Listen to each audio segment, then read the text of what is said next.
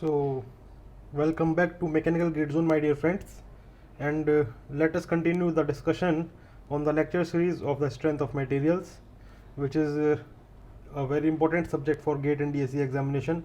Also, many interviews question we will cover during the course.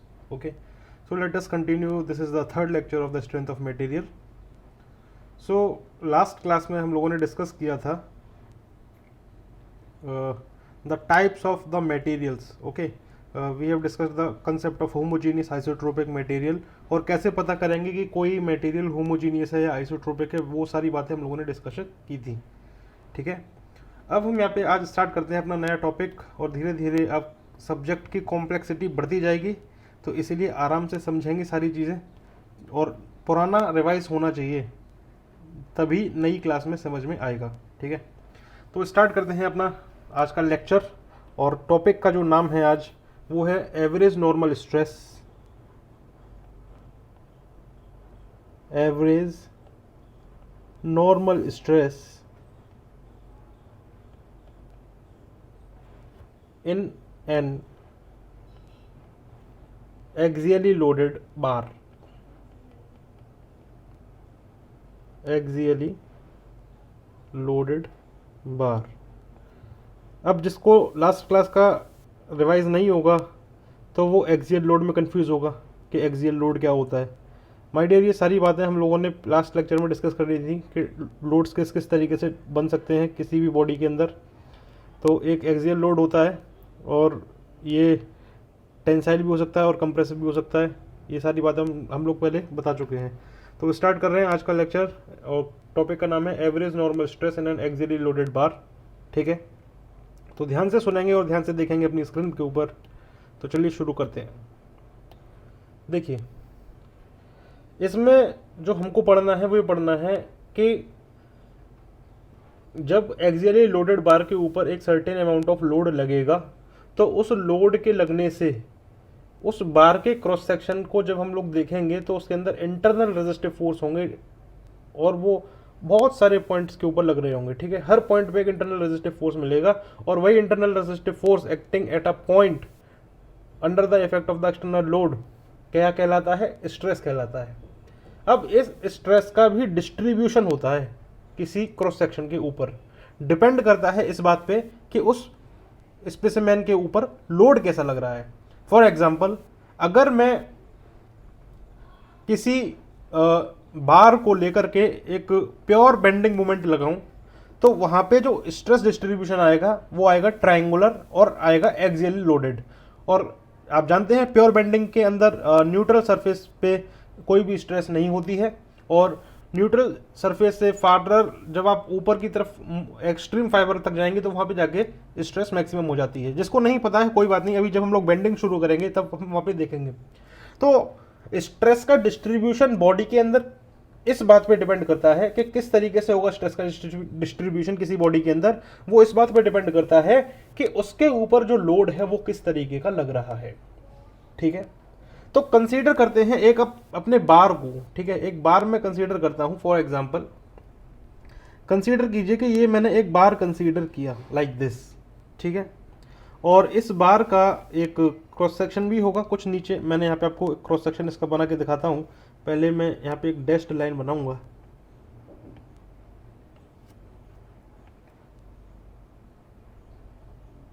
एक second, इसको थोड़ा सा बड़ा कर लेते हैं. यस, देखिए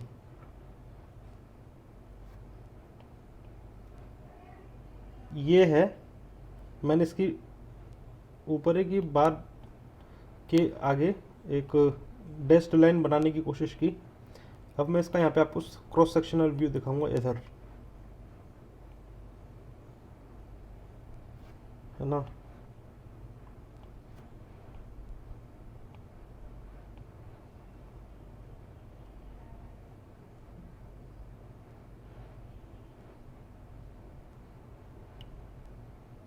आप इसको एज्यूम कीजिए as a circular cross section.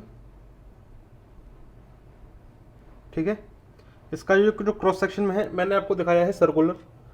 अब यहाँ पे क्या होगा कि इस बार का लॉन्गिट्यूडनल एक्सिस भी हम लोग यहाँ पे बनाएंगे.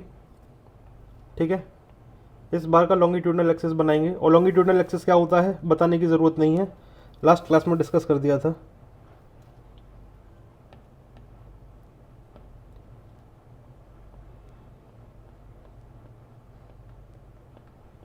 लॉन्गिट्यूडनल एक्सिस वो एक्सिस होती है जो कि बार के क्रॉस सेक्शन से, बार के क्रॉस सेक्शन का जो सेंटर है, डेट इज़ द सेंट्रॉइड, उससे पास होती है। अब बार के इनफाइनाइट क्रॉस सेक्शंस हो सकते हैं, तो हर क्रॉस सेक्शन का एक सेंट्रॉइड होगा, और हर सेंट्रॉइड से एक लॉन्गिट्यूडनल हर सेंट्रॉइड से जो एक्सिस पास होगी, इमेजिनरी एक्सिस, वो क्या होगी, लॉन्गिट्यूडनल एक्सिस होगी। तो मैंने ये जो आपको दिखाई है, ये है हमारे पास क्या, लॉन्गिट्यूडनल एक्सिस। ठीक है। नाउ अब यहाँ पे मैं आपको जो बात बताने जा रहा हूँ वो आप ध्यान से सुनेंगे। मैं यहाँ पे लॉन्गिट्यूडनल एक्सिस को जोर दे करके बोल रहा हूँ कि लॉन्गिट्यूडनल एक्सिस, लॉन्गिट्यूडनल एक्सिस। मेरे कहने का कुछ रीज़न है कि मैं यहाँ पे अभी जो आपको एक लोड लगा करके दिखाऊंगा वो इस लॉन्गिट्यूडनल एक्सिस पे ही लगा के दिखाऊंगा। ठीक है। तो उसका एक रीज़न है, और वो रीज़न क्या है अभी आपको आगे पता चलेगा जब हम लोग फर्दर स्टडी करेंगे। ठीक है ना।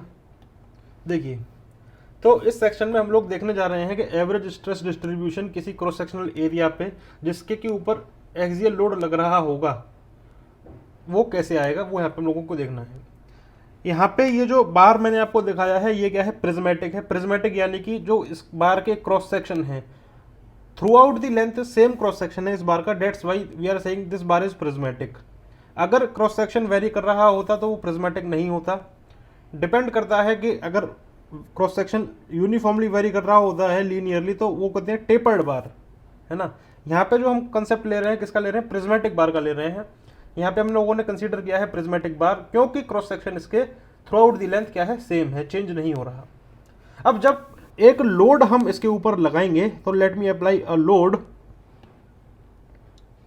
लेट अस से कि मैंने इसके ऊपर क्या लगाया, एक लोड लगाया जो कि पास कर रहा था लॉन्गिट्यूडनल एक्सिस से, और एक मैंने टेंसाइल लोड लगाया इस तरीके से। तो ये हो गया क्या, लोड P। और एक लोड मैंने इस तरीके से लगाया लाइक दिस,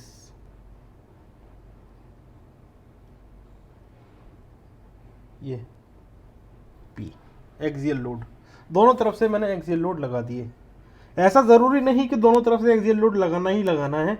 अगर आप स्ट्रेस का डिस्ट्रीब्यूशन देखना चाहते हैं ना तो दोनों तरफ से खींचने के बजाय आप क्या करो कि इसका जो दूसरा एंड है ना इसको फिक्स कर दो, तो जो सपोर्ट दे देगी रिएक्शन P, तो बात एक ही रहेगी। ठीक है ना। तो यहाँ पे मैंने दोनों तरफ से एक्सियल लोड P यहाँ पे लगा दिया, और वो जो एक्सियल लोड है वो जो एक्ट कर रहा है वो कर रहा है क्रॉस सेक्शनल एरिया के सेंट्रॉइड पे, यानी कि इस क्रॉस सेक्शन का जो सेंट्रॉइड होगा उससे पास करेगा ये लोड P। ठीक। So when the load P is applied to the bar through the centroid of its cross sectional area, तो होगा क्या कि जो बार है वो यूनिफॉर्मली डिफॉर्म करेगा throughout the central region of its length. ये जो आप देख रहे हो, ये जो आपका सेंट्रल रीजन है, ये जो आपका सेंट्रल रीजन है, इसके अंदर जब आप इसका जो इफेक्ट देखोगे वो देखोगे क्या कि जो बार है ये यूनिफॉर्मली डिफॉर्म करेगा throughout the central region of its length. ठीक है ना। Provided that the material of the bar should be homogeneous and isotropic. ये जो मैं कह रहा हूं कि जो यूनिफॉर्म डिफॉर्मेशन होगा बार का एट द सेंटर, वो कैसा होगा, यूनिफॉर्म होगा डिफॉर्मेशन, है ना। वो मैं इसलिए कह रहा हूं क्योंकि मैंने ये माना है कि जो मटेरियल है वो है होमोजीनियस और आइसोट्रोपिक। और होमोजीनियस और आइसोट्रोपिक मटेरियल का मतलब ये हो गया कि किसी भी डायरेक्शन में किसी भी पॉइंट पे जब आप कोई भी प्रॉपर्टी मेजर करोगे तो वो सेम आएगी, ना पॉइंट पे डिपेंड कर रहा ना डायरेक्शन पे डिपेंड कर रहा। In every at any point and in any direction the material property will remain constant. That's why the material is considered as the homogeneous and isotropic. ठीक है। तो हर जगह प्रॉपर्टी सेम, तो हर जगह प्रॉपर्टी का इफेक्ट जो आएगा वो भी सेम होगा। क्लियर है। ओके। तो यहां पे मेरा जो फोकस, मैं आपको यहां जो बता रहा हूं कि मैंने यहां पे एक वर्ड कंसीडर किया है कि ये जो रीजन है, ये जो रीजन है, ये क्या है, uniform deformation, uniform deformation, region of the uniform deformation of the bar, ठीक है। और वो कहाँ होगा, सेंट्रल रीजन होगा, इस लेंथ, इसकी जो लेंथ होगी उसका जो सेंट्रल रीजन है यहाँ होगा, ठीक है। अब यहाँ पे भी एक चक्कर है कि मैं सेंट्रल रीजन को ही फोकस कर रहा हूँ, मैंने आपको ये वाले रीजन की बात नहीं की है जो कि at the nearer end of the load है, ठीक है। लोड जहाँ लग रहा है उसके पास वाले हिस्से की बात नहीं हो रही है, सिर्फ सेंट्रल रीजन की बात हो रही है, ठीक है ना। और ये ऐसा यहाँ पे इसलिए होता है क्योंकि सेंट वेनेंट प्रिंसिपल होता है एक, क्या होता है, Saint Venant principle, Saint Venant principle. Saint Venant principle के अकॉर्डिंग क्या होता है कि जब हम एक्सियल लोड लगाते हैं किसी बार के ऊपर, तो जो स्ट्रेस का डिस्ट्रीब्यूशन होता है वो होता है non uniform near to the point of the application of the axial load. जहाँ पे हम लोगों ने लोड लगाया है उसके पास का ये जो एरिया होता है, इसके पास का ये जो एरिया होता है, यहाँ पे जब हम लोग स्ट्रेस का डिस्ट्रीब्यूशन देखते हैं ना, तो वो होता है non uniform according to the Saint Venant principle. Saint Venant principle के ऊपर डिटेल में डिस्कशन होगा जब हम लोग आगे इस कोर्स के अंदर जाएंगे। तो अभी आप बस इतना समझ लीजिए कि जो रीजन है यूनिफॉर्म डिफॉर्मेशन का वो है central region along the length of this bar, considered when the material is homogeneous and isotropic. Material का होमोजीनियस और आइसोट्रोपिक होना जरूरी है ताकि हम ये कह पाएं कि जो मटेरियल का डिफॉर्मेशन होगा due to the application of the external load P वो यूनिफॉर्म होगा, ठीक है। अगर मैं आपको यहाँ पे आपको एक फिगर दिखाना चाहूँ तो मैं आपको यहाँ पे फिगर भी दिखा सकता हूँ। देखो ये देखिए, आप यहाँ पे देख सकते हो कि ये है वो फिगर। आप यहाँ पे देखो कि जब हम लोगों ने इस बार के ऊपर P लोड लगाया था, तो इस बार के ऊपर P लोड लगने के बाद यहाँ पे आप देख सकते हो कि ये जो रीजन है, ये वाला, ये रीजन देखो, यहाँ पे आपको डिफॉर्मेशन कैसा देखने को मिलेगा, यूनिफॉर्म डिफॉर्मेशन देखने को मिलेगा। और यहाँ पे आप देखिए ये जो रीजन है यहाँ पे नॉन यूनिफॉर्म डिफॉर्मेशन आपको देखने को मिलेगा। क्यों देखने को मिलेगा, क्योंकि सेंट वेनेंट प्रिंसिपल ऐसा कहता है। सेंट वेनेंट प्रिंसिपल क्या होता है वो अभी हम लोग आगे देखेंगे, ठीक है ना, क्लियर है।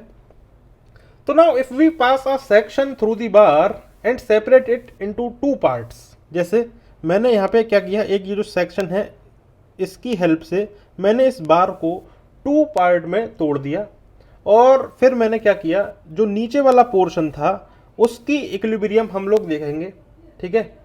तो यहाँ पे हम क्या देखेंगे कि जो इक्विलिब्रियम है नीचे वाले पोर्शन की हम यहाँ पे देखेंगे। तो चलते हैं नीचे, ये आ जाइए, हमने नीचे वाले पोर्शन को उठा लिया, ठीक है ना, क्लियर है। हमने नीचे वाले पोर्शन को उठा लिया, सेक्शन के नीचे वाला जो पोर्शन था, तो वहां पे क्या हो रहा है कि नीचे वाले पोर्शन को भी इक्विलिब्रियम में रहना है, तो इस पोर्शन के ऊपर भी एक जो इंटरनल रेजिस्टिव फोर्स लग रहा है उसका रिजल्टेंट जो आएगा वो भी इक्वल टू P आना चाहिए, तभी ये बार जो है, बार का जो सेक्शन है जो हमने कंसीडर किया है छोटा सा पोर्शन, वो भी इक्विलिब्रियम में रहेगा, ठीक है। तो मैंने क्या कहा कि जो इंटरनल रेजिस्टिव फोर्स जो है इस सेक्शन पे लगने वाले, उसका जो रिजल्टेंट होगा वो भी इक्वल टू P आना चाहिए, तभी नेट फोर्स जो होगा इसके ऊपर वो होगा 0 और बार क्या रहेगा, इक्विलिब्रियम में रहेगा, ठीक है, क्लियर है, ओके। तो चलते हैं और आगे, ऑल राइट। नाउ हमने यहाँ पे बात की थी यूनिफॉर्म डिफॉर्मेशन की, है ना। जब यूनिफॉर्म डिफॉर्मेशन की बात करेंगे मटेरियल के बारे में, due to the uniform deformation of the material it is necessary that the cross section be subjected to the constant normal stress distribution. अगर डिफॉर्मेशन माय डियर यूनिफॉर्म होगा, अगर डिफॉर्मेशन लोड की वजह से जो डिफॉर्मेशन है बार के अंदर अगर वो यूनिफॉर्म है, तब ही जो स्ट्रेस का डिस्ट्रीब्यूशन होगा जो नॉर्मल स्ट्रेस का डिस्ट्रीब्यूशन होगा इस केस में वो भी कैसा आएगा, कांस्टेंट नॉर्मल स्ट्रेस डिस्ट्रीब्यूशन आएगा माय डियर। बेंडिंग के केस में आपने देखा होगा, अगर आपने कभी भी कॉलेज लाइफ में जब बेंडिंग का चैप्टर पढ़ा हो, तो जब हम लोग किसी बार की ऊपर जब हम लोग प्योर बेंडिंग मोमेंट लगाते थे तो माय डियर जो डिफॉर्मेशन होता था वो यूनिफॉर्म नहीं होता था। क्यों नहीं होता था? क्योंकि बेंडिंग की वजह से आपने देखा था कि इस तरीके से बार बेंड हो जाता था, इसकी एक न्यूट्रल सरफेस होती थी, इसकी एक न्यूट्रल सरफेस होती थी जहाँ पे भी कोई भी डिफॉर्मेशन नहीं देखने को मिलता था।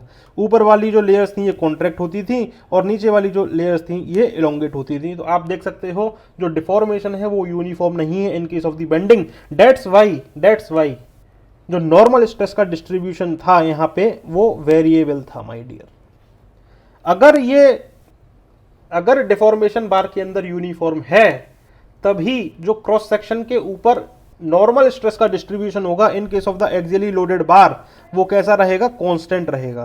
तो आप देखिए हर पॉइंट पे एक constant normal stress sigma, actual में स्ट्रेस क्या है, internal resistive load acting at a point है ना, internal resistive force acting at a point क्या है, स्ट्रेस है। तो हर जगह ये जो स्ट्रेस होगी इसका जो मैग्नीट्यूड होगा माय डियर ये कैसा रहेगा, कांस्टेंट रहेगा।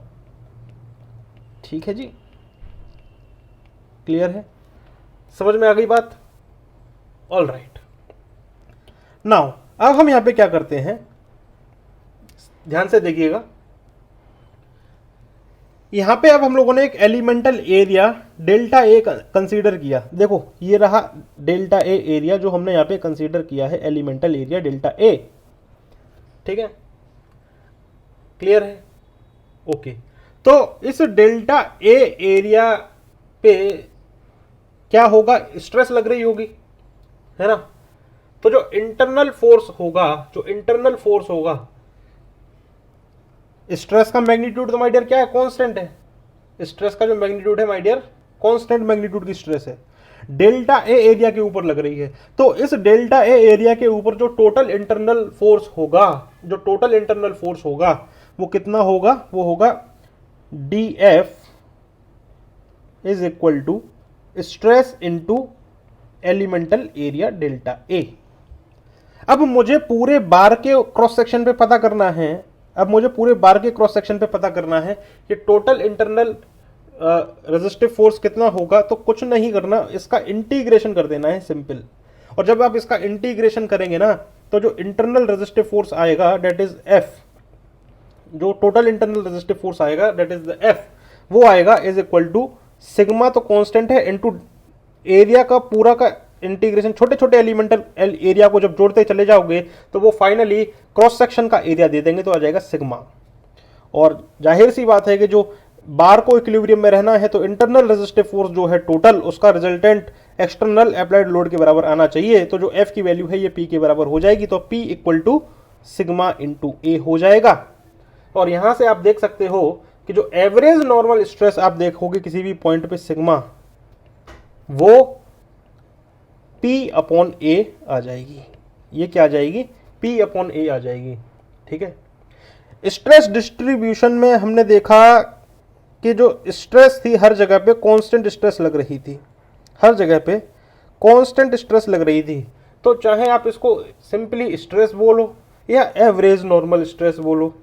ठीक है, आपने देखा कि एक्सियली लोडेड बार के अंदर होमोजीनियस और आइसोट्रोपिक मटेरियल है, तो deformation through out the central region of along the length वो क्या था, यूनिफॉर्म था, जिसकी वजह से स्ट्रेस का जो डिस्ट्रीब्यूशन था वो कांस्टेंट था। स्ट्रेस कैसी, नॉर्मल स्ट्रेस, तो कांस्टेंट नॉर्मल स्ट्रेस थी हर जगह। तो कांस्टेंट नॉर्मल स्ट्रेस है तो माय डियर एवरेज की कोई बात ही नहीं है, चाहे एवरेज नॉर्मल स्ट्रेस बोल दो या सिंपली नॉर्मल स्ट्रेस बोल दो, in case of the axial loaded bar कोई दिक्कत नहीं है। ठीक है, तो यहां से हमने देखा sigma is the average normal stress at any point on the cross section of the bar. ठीक है, P is the internal resultant normal force which is equal to the external applied force to maintain the equilibrium, and A is the cross sectional area of the bar where the normal stress is to be determined. Clear है? Okay, all right, very good. अब यहाँ पे हम बात करते हैं एक stress element की, है ना, एक स्ट्रेस एलिमेंट की यहाँ पे बात करते हैं। अभी तो मैंने यहाँ पे एक सिंपल सा डेल्टा ए एक प्लेन एरिया लिया था। अब मैं यहाँ पे क्या करता हूँ कि मैं एलिमेंटल एरिया ना लेकर के एक सिंपल सा क्यूबिकल फॉर्म में स्ट्रेस एलिमेंट कंसीडर कर लेता हूँ। तो जब मैं एक स्ट्रेस एलिमेंट कंसीडर करूँगा क्यूबिकल फॉर्म में, तो आप यहाँ पे देखो, ये देखो, ये मैंने एक स्ट्रेस एलिमेंट कंसीडर किया, ठीक है ना, क्यूबिकल फॉर्म में। तो माय डियर, अभी इसका जो हमने एरिया बोला था वो क्या बोला था, डेल्टा ए। तो इसका डेल्टा ए क्या हो गया, एरिया हो गया, ठीक है। तो अब हम यहाँ पे देखेंगे कि ठीक है कि यहाँ पे जो स्ट्रेस लग रही थी किसी पर्टिकुलर, वो लग रही थी कैसे, सिग्मा। माय डियर एक बात यहाँ पे समझो, ये जो डेल्टा मैन यहाँ पे, अब देखो मैं यहाँ पे क्या कहने की कोशिश कर रहा हूँ कि मैंने यहाँ पे सिर्फ एक ही स्ट्रेस दिखाई है, डेट इज सिग्मा। यहाँ पे मैंने ऐसे बहुत सारे सिग्मा नहीं दिखाए हैं। क्यों नहीं दिखाए हैं, क्योंकि मैं इस क्रॉस सेक्शन के बहुत छोटे से एलिमेंटल एरिया की स्टडी कर रहा हूँ डियर। मेरी बात को ध्यान से सुनो, देखो ये हमने क्या ले लिया, एक क्यूबिकल स्ट्रेस एलिमेंट ले लिया। माय डियर इस पूरे क्रॉस सेक्शन के ऊपर स्ट्रेस डिस्ट्रीब्यूशन था, मैंने सिर्फ एक छोटा सा एलिमेंट कंसीडर करके यहां बनाया है, ठीक है। तो लेट अस से कि इसके ऊपर जो स्ट्रेस लग रहा था वो लग रहा था दैट इज सिग्मा। अब मुझे नहीं मालूम कि अगर मैं लेंथ के अक्रॉस अगर मैं ऊपर नीचे कहीं जाऊं तो क्या इस सिग्मा का वेरिएशन होगा, वो मेरे को यहां पे पता करना है। तो लेट अस से कि इसके अपोजिट वाली फेस पे, इसके अपोजिट वाली फेस पे जो स्ट्रेस लग रही थी वो लग रही थी सिग्मा डैश। अब अगर इस एलिमेंट को इक्विलिब्रियम में रहना है, इस एलिमेंट को अगर इक्विलिब्रियम में रहना है, तो माय डियर देखो ये क्या है, जेड एक्सिस है। तो अलोंग दी जेड एक्सिस जो नेट फोर्स होनी चाहिए इस स्ट्रेस एलिमेंट पे वो क्या होनी चाहिए, जीरो होनी चाहिए। तो ऊपर वाले फेस पे जो स्ट्रेस की वजह से जो इंटरनल रेजिस्टिव फोर्स आएगा वो कितना आएगा, सिग्मा इंटू डेल्टा ए आएगा। और ये वाला फोर्स डाउनवर्ड डायरेक्शन में लगेगा तो minus into sigma dash into delta A, और ये कितना होना चाहिए, जीरो होना चाहिए। तो यहां से आप देख सकते हो कि जो सिग्मा और सिग्मा डैश की वैल्यू है ये दोनों क्या आएंगी, बराबर बराबर आएंगी, ठीक है, clear, all right, very good. So the two normal stress component on the element must be equal in magnitude but opposite in direction, and this case is referred as the uniaxial stress. ध्यान से सुनेंगे, this case is referred as the uniaxial stress. Uniaxial stress, clear, all right.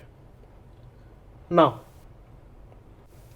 अब my dear यहां पे एक बात समझिए कि मैंने जो लोड जो एक्सटर्नल लगाया था वो लगाया था at the centroid of the cross sectional area of the बार, है ना। ये जो पी लोड हमने लगाया था ये लगाया था इसके सेंट्रॉइड पे, इसके सेंट्रॉइड पे हमने लगाया था।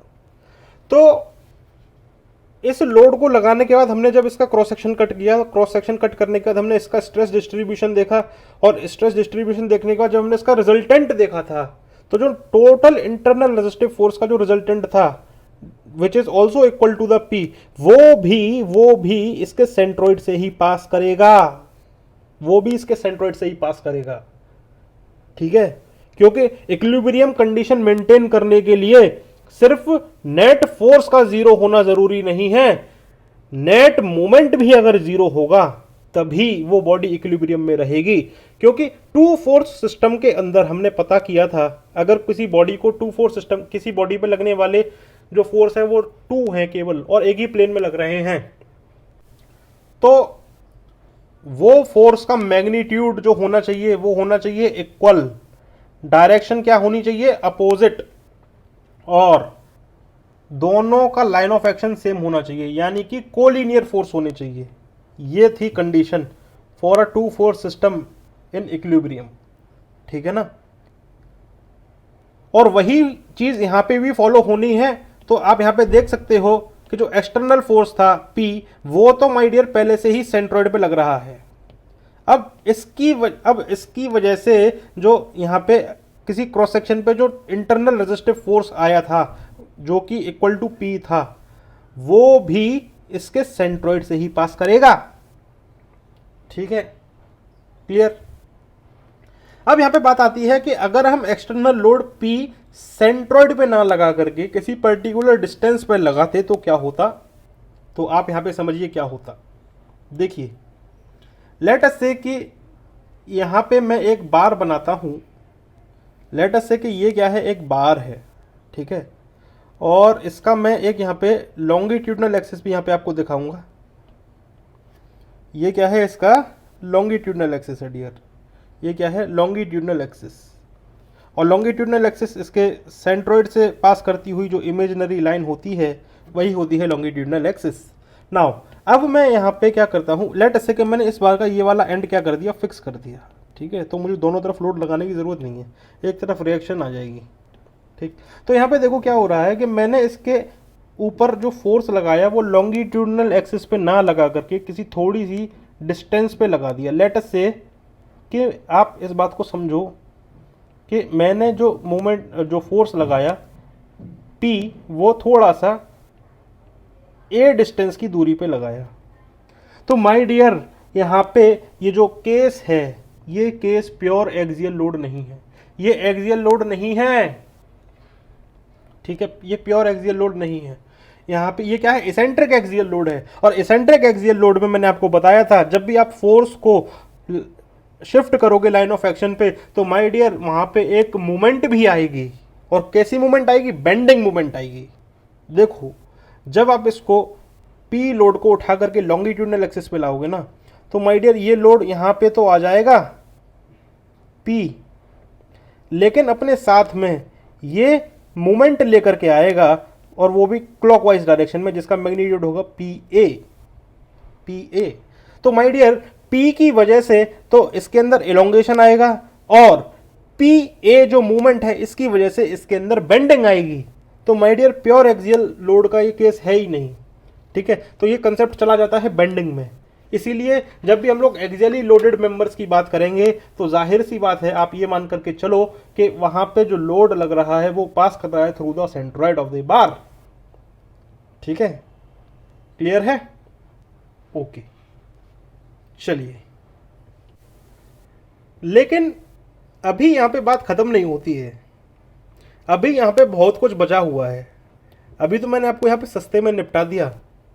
वो पता है कैसे, वो ऐसे कि अब तक की हमारी जो एनालिसिस थी, अब तक की जो हमारे एनालिसिस थी वहां पे इंटरनल फोर्स जो आया था P और जो क्रॉस सेक्शनल एरिया था A वो कांस्टेंट था along the longitudinal axis of the बार, है ना।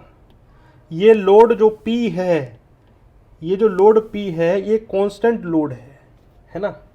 ये जो लोड P है ये क्या है, कांस्टेंट लोड है।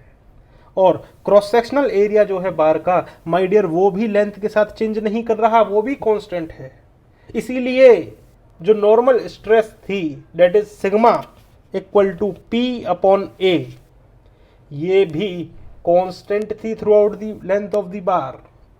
However according to the type different types of loading ऐसा हो सकता है कि स्ट्रेस का वेरिएशन अलोंग द लेंथ देखने को मिले। तब उस केस में हम लोग कैसे बता पाएंगे कि कितनी स्ट्रेस मैक्सिमम है, उसके लिए हमको ज़रूरत पड़ेगी किसकी, मैं बताता हूं किसकी। वहां पे हमको ज़रूरत पड़ने वाली है axial load diagram. Short form में इसको हम लोग बोलते हैं ALD। जब बार का क्रॉस सेक्शनल एरिया चेंज हो या फिर उस बार के ऊपर लगने वाला जो नॉर्मल फोर्स है वो चेंज हो या फिर दोनों का कॉम्बिनेशन हो, और उस केस में हम लोगों को ये पता है कि 110% जो स्ट्रेस है वो यूनिफॉर्म नहीं होगी। स्ट्रेस का जो मैग्नीट्यूड होगा अलोंग दी लेंथ वो चेंज होगा, है ना। तो उस केस में कि पता करने के लिए कि किस जगह स्ट्रेस मैक्सिमम होगी, किस जगह स्ट्रेस मिनिमम होगी, axial load diagram should be made. Axial load diagram बनाना आना चाहिए। क्लियर है माय डियर? आपने बेंडिंग जब पढ़ी थी तब आपने शियर फोर्स डायग्राम देखा था, बेंडिंग मोमेंट डायग्राम देखा था। यहाँ पे हम एक्सियल लोड डायग्राम बनाना सिखाएंगे। जब ट्विस्टिंग मोमेंट पढ़ाएंगे, जब हम लोग टॉर्शन पढ़ाएंगे, तो वहाँ पे ट्विस्टिंग मोमेंट डायग्राम बनाना सिखाएंगे। ठीक है, तो ध्यान से देखिए।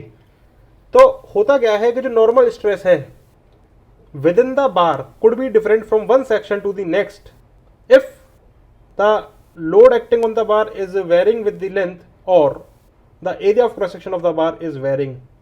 ठीक है, so it becomes important to for us to determine the location where the ratio P by A, that is the stress, is maximum. Clear? So to do this, it is necessary to determine the internal force at the various section along the bar.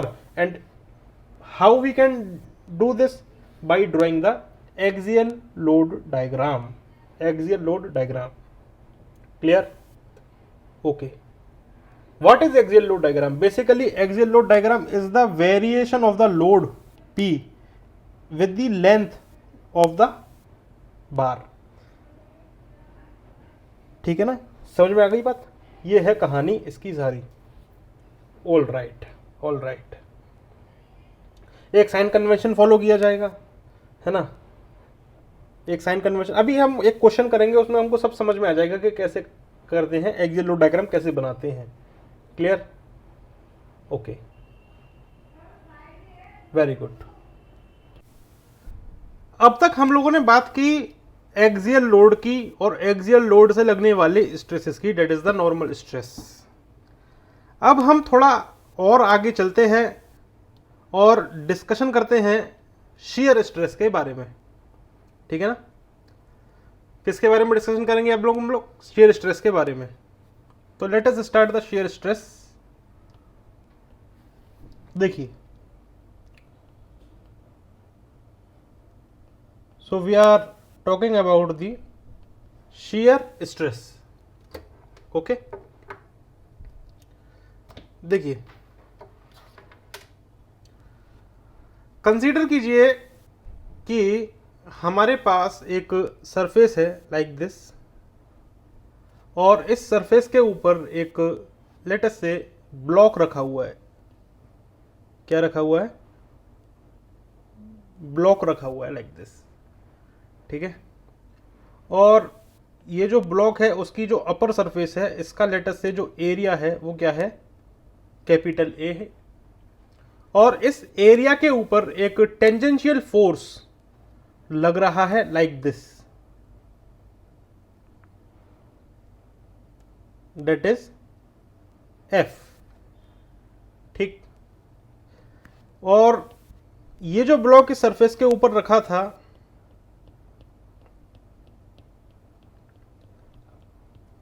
तो यहां पे जब हम इसके ऊपर force लगाएंगे capital F, तो इस ब्लॉक के स्लाइड करने की टेंडेंसी होगी आगे की तरफ।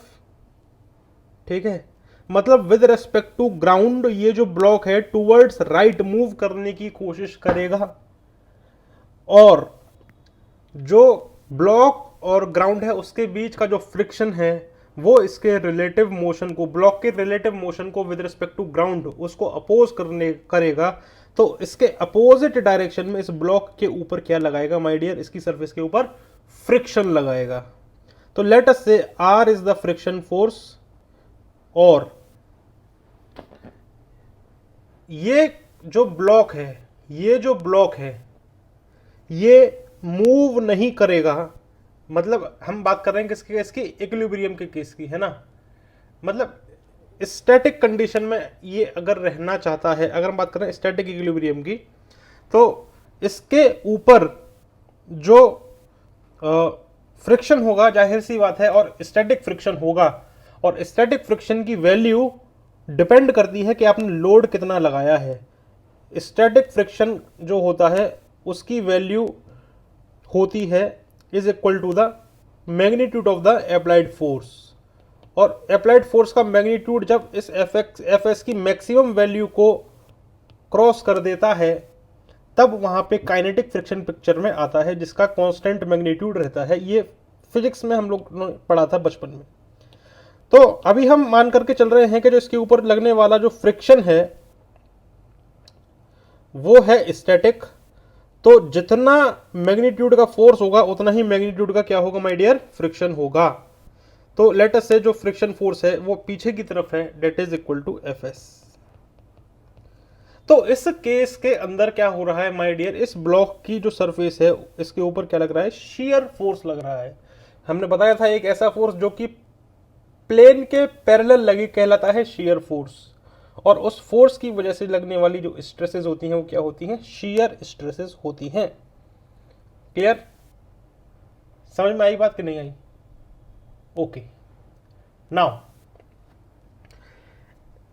यहां पे जरूरी नहीं कि ये ब्लॉक सिर्फ ग्राउंड के ऊपर रखा होता, ऐसा भी होता है कि ये जो ब्लॉक है इसके अंदर फिक्स रहता। अगर ये माय डियर फिक्स रहता तो इस फोर्स की वजह से इस ब्लॉक का ट्रांसलेशन होना चाहिए था आगे, लेकिन इस सपोर्ट की वजह से, इस फिक्स्ड सपोर्ट की वजह से ये ब्लॉक आगे की तरफ ट्रांसलेट नहीं कर पा रहा है।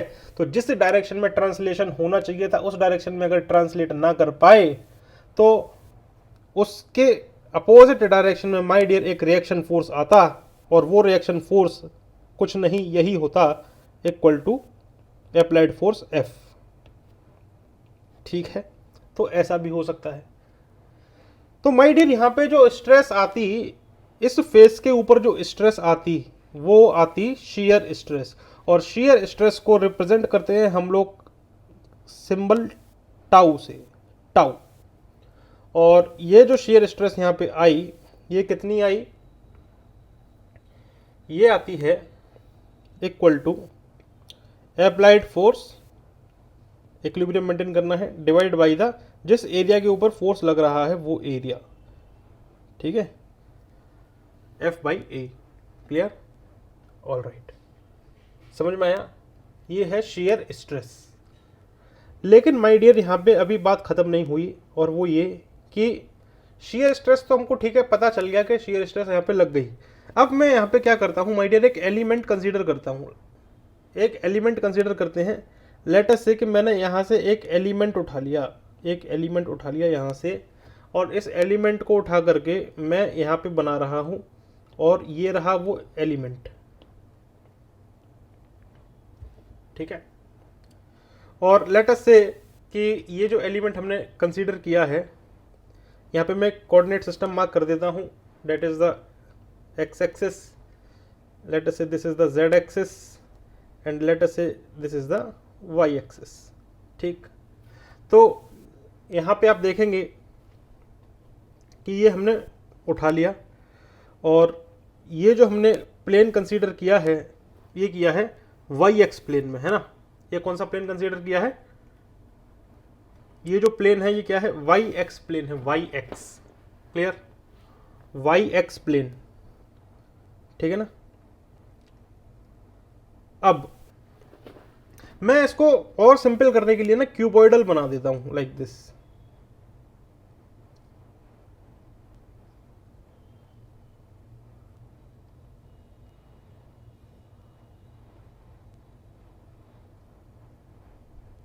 ठीक, क्लियर, ओके। तो यहां पे आप देखेंगे कि जब हमने फोर्स लगाया था कैपिटल एफ, तो यहां पे आप कोई सा भी सेक्शन अगर कट करते, कोई सा भी सेक्शन एक कट करते, तो उस सेक्शन के कट करने पर आपको पता चलता कि इसके इंटरनल अपोजिट डायरेक्शन में फोर्स लगता, और इक्विलिब्रियम मेंटेन करने के लिए इसका मैग्नीट्यूड इक्वल टू एफ होता, है ना। ये हो गया इंटरनल रेजिस्टिव फोर्स, और ये हो गया एक्सटर्नल फोर्स एफ। अब इक्विलिब्रियम मेंटेन करने के लिए आर की वैल्यू एफ के बराबर होनी चाहिए थी, और यहाँ पे जो एरिया था वो था जिस प्लेन के ऊपर फोर्स लग रहा है उस प्लेन का एरिया, है ना। तभी वहां से शेयर स्ट्रेस निकल करके आती है एफ बाई ए। तो लेट अस से कि यहाँ पे जो स्ट्रेस जो यहाँ पे लगती, वो लगती इस डायरेक्शन में, लाइक दिस। ठीक है ना, इस डायरेक्शन में। तो जाहिर सी बात है माय डियर, इसके अपोजिट जो लगेगी स्ट्रेस इक्विलिब्रियम मेंटेन करने के लिए, वो लगेगी फॉरवर्ड डायरेक्शन में लाइक दिस, ठीक। लेकिन अब मुझे यहां पे बताइए कि क्या ये अभी भी इक्विलिब्रियम में है? माय डियर, ये इक्विलिब्रियम में नहीं है। ये इक्विलिब्रियम में क्यों नहीं है? क्योंकि यहाँ पे जो स्ट्रेस लग रही हैं अपर और बॉटम सरफेस पे, उनका मैग्नीट्यूड भले ही इक्वल हो और डायरेक्शन भले ही अपोजिट हो, लेकिन माय डियर ये थोड़े से डिस्टेंस से सेपरेटेड है, तो ये एक कपल बनाएंगे क्लॉकवाइज डायरेक्शन में और इस स्ट्रेस एलिमेंट का क्या करा देंगे? रोटेशन करा देंगे। इस स्ट्रेस एलिमेंट का क्या करा देंगे? रोटेशन करा देंगे।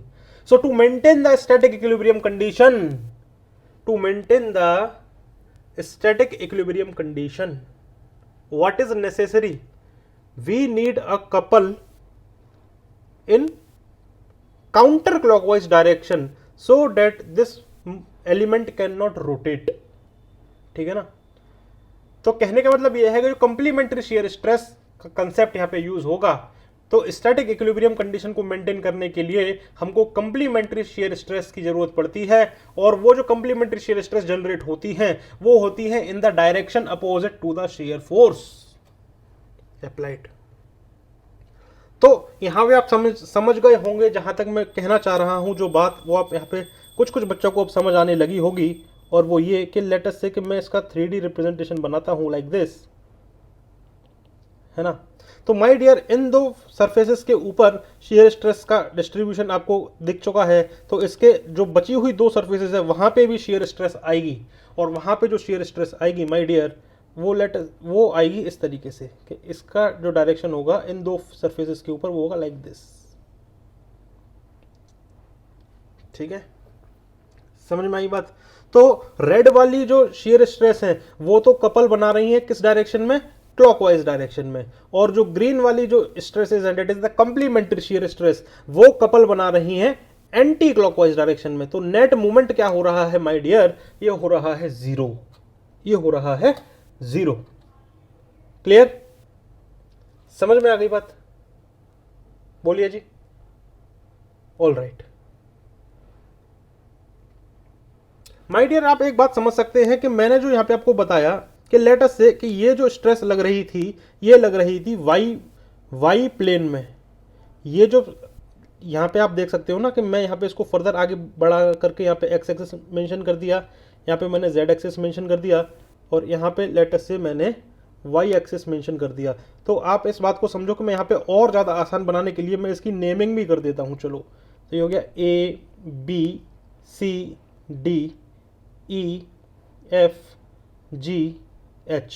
तो माय डियर, यहां पे जो शेयर स्ट्रेस लग रही है ABCD वाली सरफेस के ऊपर, ध्यान से देखना, वो लग रही है इस तरीके से,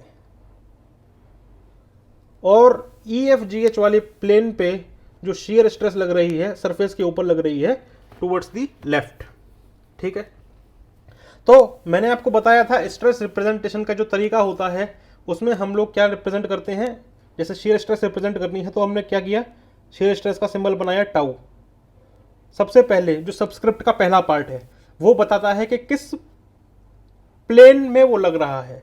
तो माय डियर, ये जो ABCD है, ये जो ABCD है ना, ये किस फेस पे लग रही है? ये लग रही है वाई फेस, क्योंकि ABCD का जो फेस है टुवर्ड्स वाई एक्सिस है, तो ABCD क्या हो गई? Y face. तो ये जो स्ट्रेस है ये लग रही है वाई फेस पे, और किस डायरेक्शन में लग रही है? Along the X direction. तो ये हो जाएगा tau Y X, tau Y X, ठीक है। क्लियर?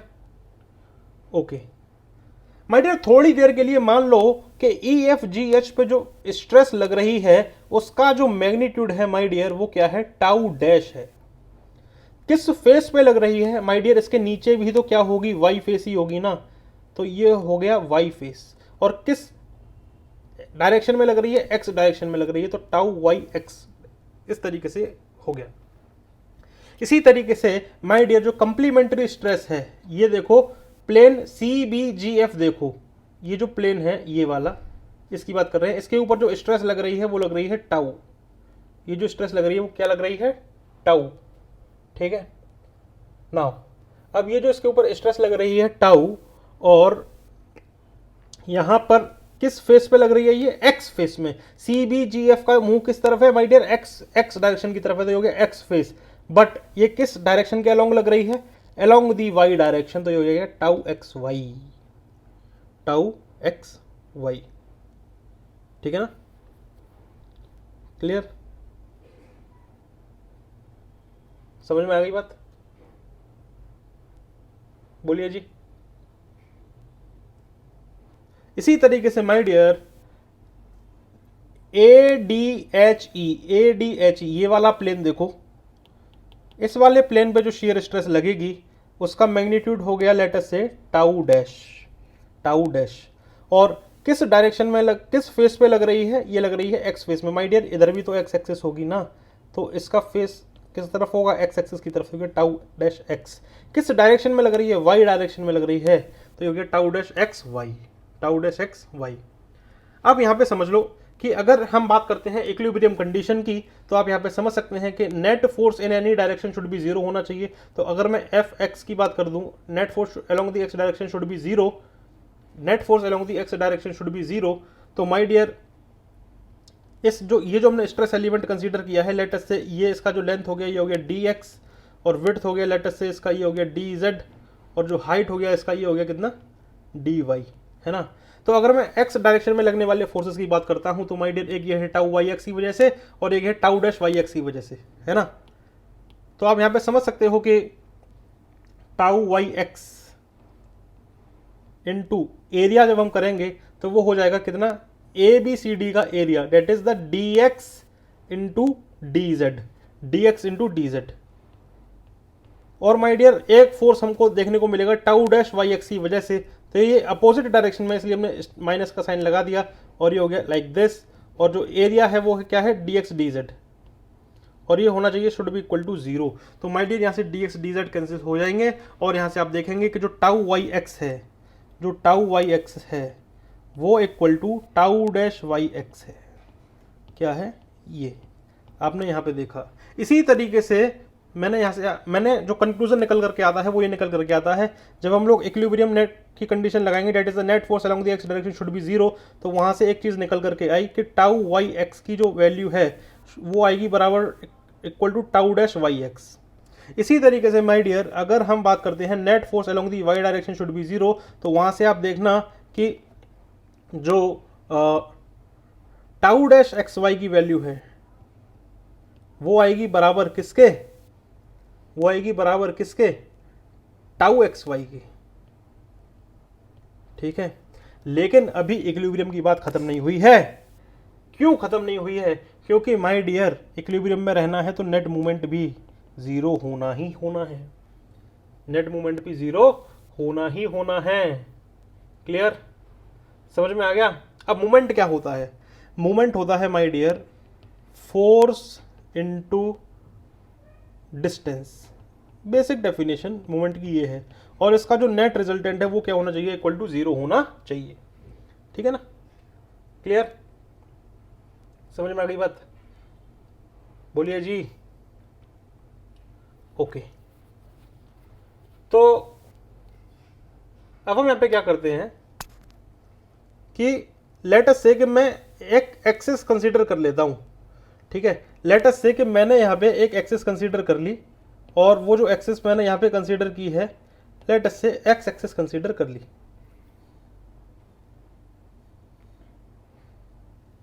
बोलिए,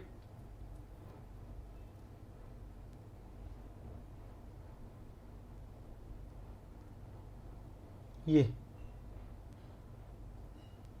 ठीक है ना, बोलिए जी।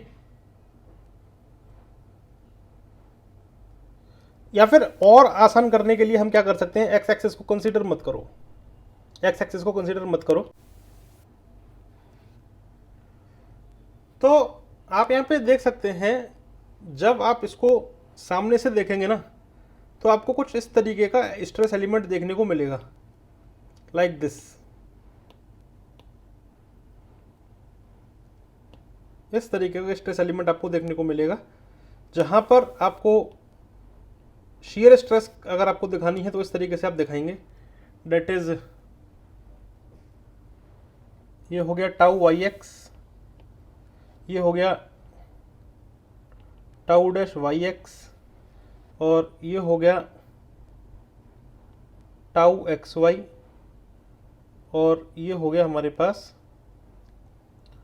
Tau dash X Y. ठीक है, क्लियर है। तो अगर मैं इस पॉइंट को कंसीडर कर लूँ लेटर से ओ, और अगर मैं नेट मोमेंट लेता हूँ इसका about this axis perpendicular passing through O, later say this is the Z axis we have considered, है ना। तो यहाँ पे आप देखेंगे कि जब हम नेट कपल की हम यहाँ पे बात करेंगे अबाउट द जेड एक्सिस, तो वो क्या होनी चाहिए, जीरो होनी चाहिए। तो माय डियर इस स्ट्रेस की वजह से तो क्या हो जाएगी, कोई इफेक्ट नहीं आएगा, क्योंकि ये जो फोर्स है ये पास कर जाएगा इसी पॉइंट से। अब जो टाउ एक्स वाई और टाउ वाई एक्स हैं, जो टाउ एक्स वाई और टाउ वाई एक्स हैं, इनकी वजह से थोड़ा सा इफेक्ट देखने को मिलेगा। तो लेट अस से जो टाउ एक्स वाई है इसकी वजह से जो फोर्स लग रहा है वो कितना लग रहा है, वो लग रहा है tau X Y into area of this plane, that is D Z D Y, D Z D Y. ये तो हो गया माय डियर फोर्स, और कितनी डिस्टेंस पे लग रहा है, ये इतनी डिस्टेंस पे लग रहा है, that is the D x. तो ये हो गया डिस्टेंस। अब इसका जो इफेक्ट है वो कैसा है माय डियर, काउंटर क्लॉकवाइज है। तो लेट अस से ये हमने ले लिया नेगेटिव, लेट अस से काउंटर क्लॉकवाइज डायरेक्शन क्या ले ली, नेगेटिव। लेकिन जो टाउ वाई एक्स है इसकी वजह से जो फोर्स लग रहेगा वो लगेगा tau Y X into area of this, that is ये वाला एरिया, कितना हो जाएगा डी एक्स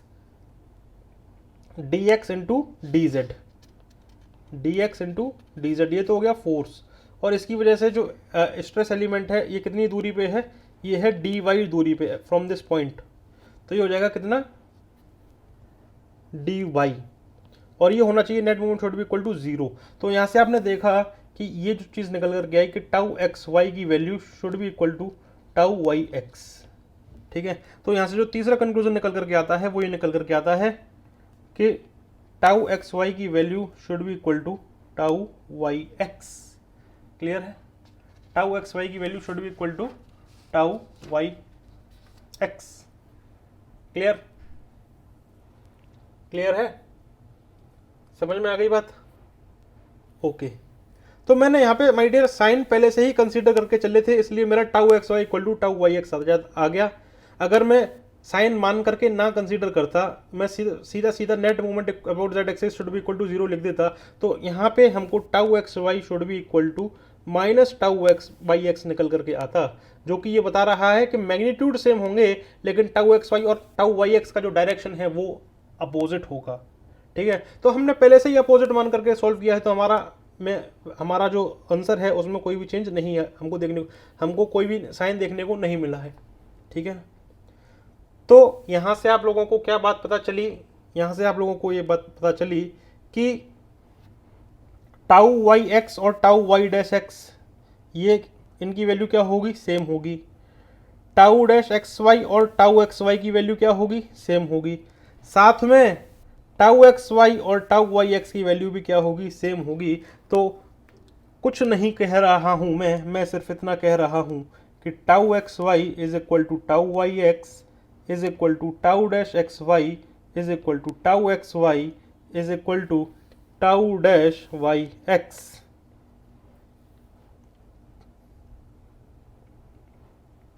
समझ में आ गई बात, मैं क्या कह रहा हूँ, मैंने सिर्फ इतना ही कहा है। ठीक, तो ये क्या हो गया, ये हो गया क्या, ये हो गया कि इसके अंदर जो शीयर स्ट्रेस डेवलप होगी, उस जो कंप्लीमेंट्री शीयर स्ट्रेस का जो मैग्नीट्यूड होता है ना, जो कंप्लीमेंट्री शीयर स्ट्रेस का मैग्नीट्यूड होता है वो होता है equal to the magnitude of the shear stress developed at the section. ठीक है, समझ में आई बात। कंप्लीमेंट्री शीयर स्ट्रेस जो होती हैं उसका कोई अलग से मैग्नीट्यूड नहीं आता है, उनका मैग्नीट्यूड उतना ही रहता है जितनी की शीयर स्ट्रेस उस प्लेन पे लग रही है। कंप्लीमेंट्री स्ट्रेस सिर्फ ये है कि जो परपेंडिकुलर प्लेन है उस पे लगती है और अपोजिट टू द डायरेक्शन लगती है। ठीक है, जिससे कि नेट मूवमेंट जो स्ट्रेस एलिमेंट में है वो जीरो हो जाए और जो स्ट्रेस एलिमेंट है वो इक्विलिब्रियम में रहे। समझ में आ गई बात, क्लियर है। सो कंप्लीमेंट्री जो शेयर स्ट्रेसेस होती हैं ये होती हैं equal and unlike in nature, equal and unlike in the nature. Clear clear. और कंप्लीमेंट्री शेयर स्ट्रेस का दूसरा नाम होता है क्या, क्रॉस शेयर। क्या होता है, cross share. Very good.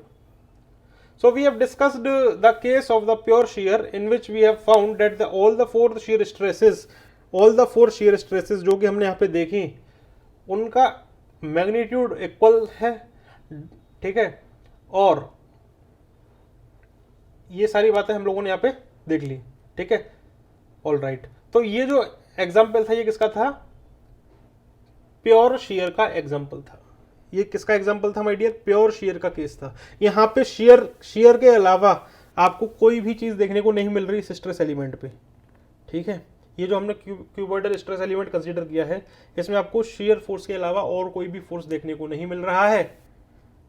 Clear, okay, very good.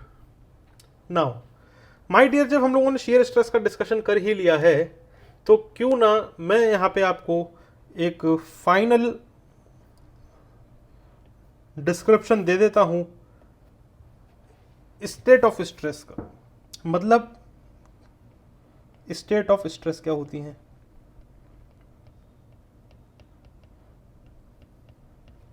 My dear, अभी हमने देखा था प्योर एक्सियल का केस और प्योर शेयर का केस, लेकिन स्ट्रेंथ ऑफ मटेरियल में जब हम लोग आगे देखेंगे तो क्या होगा कि प्योर एक्सियल और प्योर शेयर तो हमेशा देखने को नहीं मिलेगा, इनके कॉम्बिनेशन देखने को मिलेंगे, इनके कॉम्बिनेशन देखने को मिलेंगे। तो फिर वहां पर आएगी दिक्कत। वहां पे जब कॉम्बिनेशन आएगा किसी स्ट्रेस एलिमेंट पे, किसका, नॉर्मल स्ट्रेस का, शेयर स्ट्रेस का, तो वहां पे फिर हम लोग देखेंगे एक ऐसा प्लेन जहां पे स्ट्रेसेस क्या होंगी, मैक्सिमम होंगी, ठीक है। क्योंकि मटेरियल के टूटने का खतरा वहीं पे होगा जहां पे स्ट्रेसेस क्या होंगी, मैक्सिमम होंगी, है ना। तो मैक्सिमम स्ट्रेस जहां होती है, मैक्सिमम स्ट्रेस जहां होती है वो लोकेशन क्या कहलाता है, क्रिटिकल सेक्शन कहलाता है। और मटेरियल के फेल होने की संभावना क्रिटिकल सेक्शन पे ही होती है, ठीक है। तो क्रिटिकल सेक्शन वो सेक्शन है जहां पे लगने वाली जो स्ट्रेस है वो क्या है, मैक्सिमम है। अभी हम धीरे धीरे इसके अंदर डेप्थ में जाते जा रहे हैं, तब आप यहाँ पे देखना जो स्ट्रेस एलिमेंट होंगे उन पे प्योर शेयर या प्योर एक्सियल का केस ना लग करके इनका मिक्सचर लगेगा, मिक्सचर, ठीक है। क्लियर है, ओके। तो एक प्रॉपर एक रिप्रेजेंटेशन का तरीका तो होना चाहिए कि जो स्ट्रेसेस हम दिखाएंगे किसी स्ट्रेस एलिमेंट पे वो कैसे कैसे लगेगी, उसको दिखाने का जो तरीका होता है माय डियर वो होता है स्टेट ऑफ स्ट्रेस, ठीक है। So state of stress are used to define the different stresses which are developed on the three mutual perpendicular planes passing through a point. My dear, यहाँ पे अभी जब हमने फर्स्ट लेक्चर की शुरुआत की थी तब हमने आपको ऊपर दिखाया था एक केस कि यहाँ पे एक आर्बिट्रेरी शेप की बॉडी थी और इसके ऊपर क्या लग रहे थे, एक्सटर्नल लोड लग रहे थे F1 F2 F3 F4।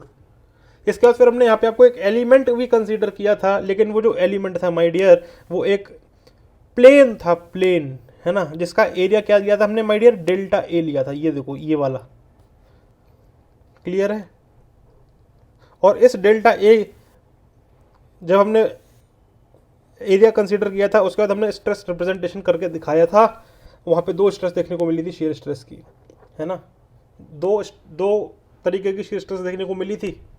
Clear.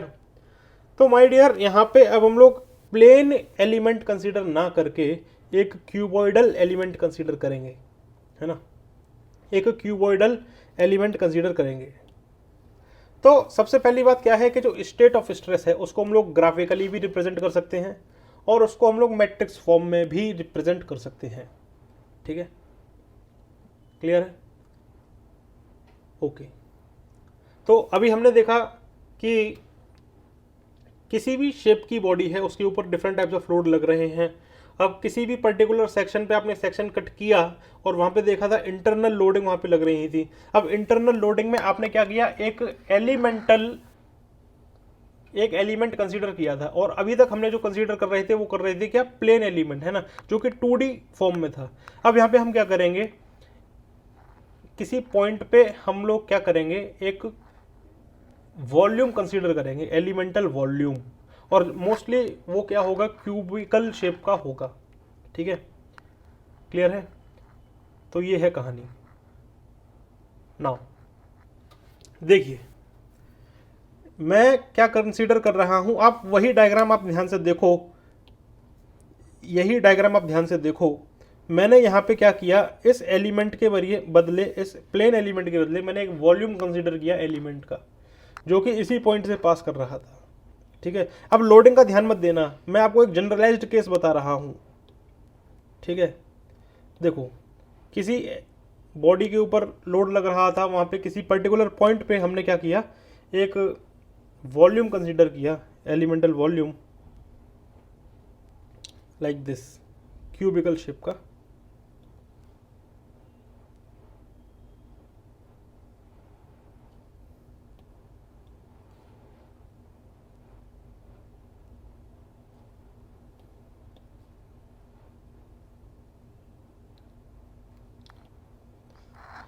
My dear, समझ में आ रहा हो तो कमेंट बॉक्स में प्लीज़ बता दीजिए कि समझ में आ रहा है।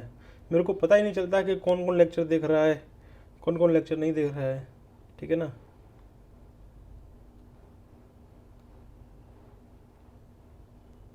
ये हमने क्या किया, एक स्ट्रेस एलिमेंट कंसीडर किया लाइक दिस, और मैं यहाँ पे ना एक्सेस भी लिख देता हूँ।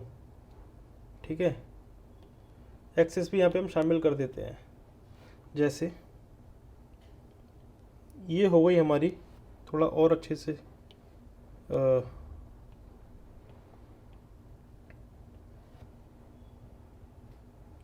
ये हो गई हमारी क्या, एक्स एक्सेस। ये हो गई लेटर से हमारी क्या, जेड एक्सेस। और ये हो गई हमारी क्या,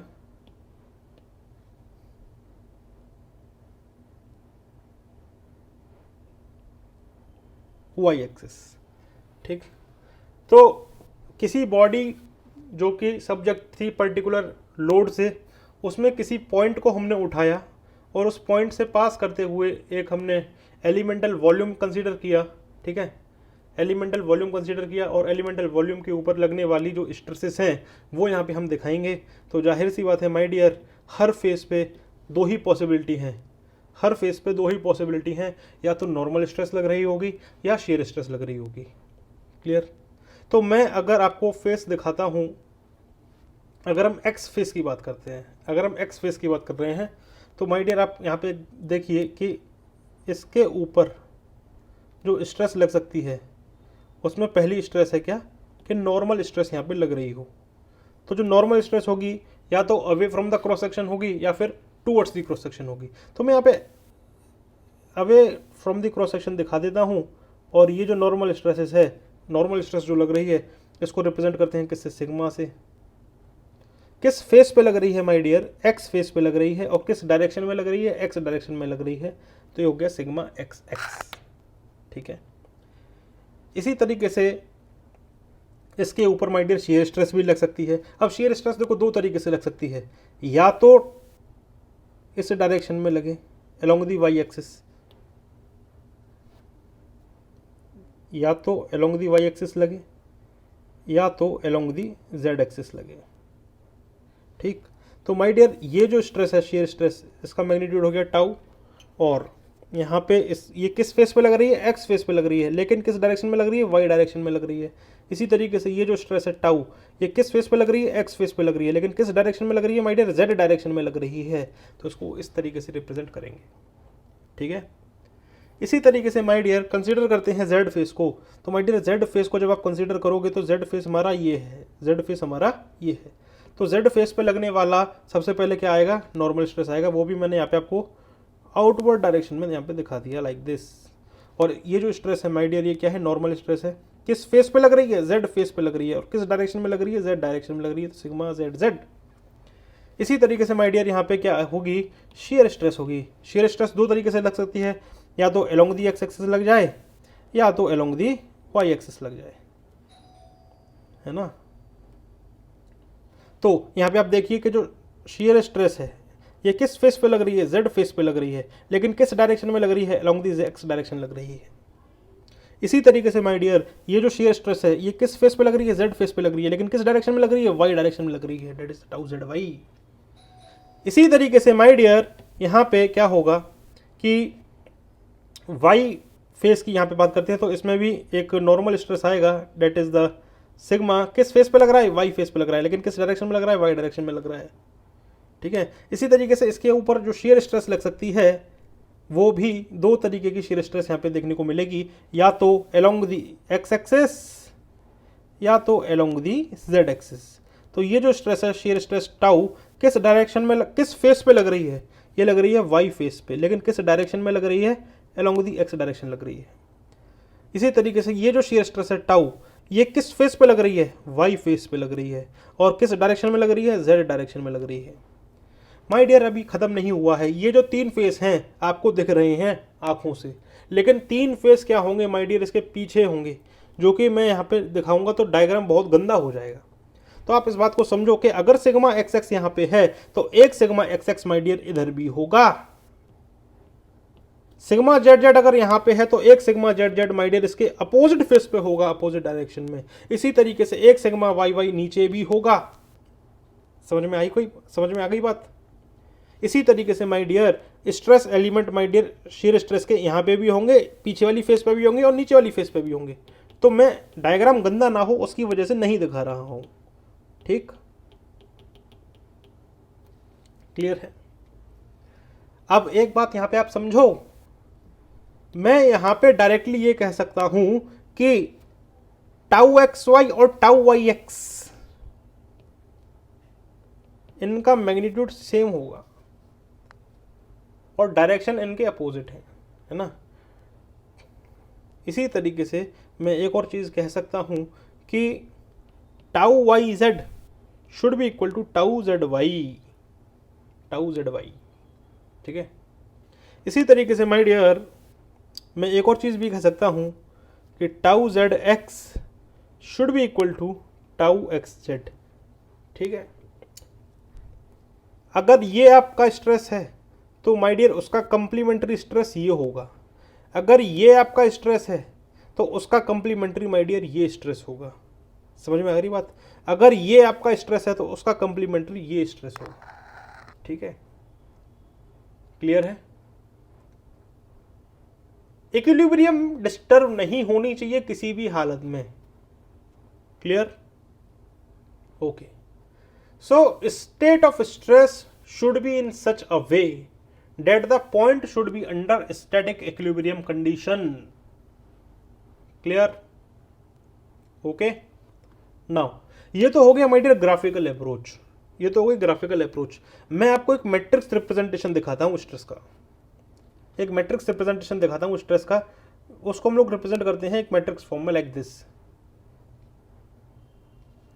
ये जो स्ट्रेस का डिस्ट्रीब्यूशन है ये मैं दिखा रहा हूँ 3D, ये मैं दिखा रहा हूँ 3D, ठीक।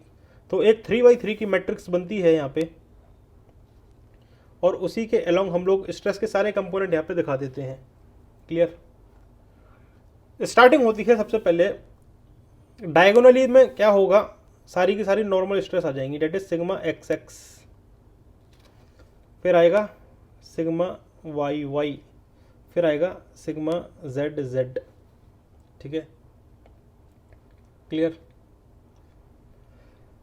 पहले एक्चुअल में होता क्या है कि हम यहाँ पे बात करते हैं अलोंग दी रो, अगर हम लोग देखें तो हम बात करते हैं किसके बारे में, फेस के बारे में। और इस डायरेक्शन में अगर हम लोग यहाँ पे देखेंगे तो ये हो जाएगी हमारी डायरेक्शन, ठीक है ना। तो ये हो गई हमारी एक्स डायरेक्शन, इसके बाद आ जाएगी हमारी वाई डायरेक्शन और इसके बाद आ जाएगी हमारे पास जेड डायरेक्शन।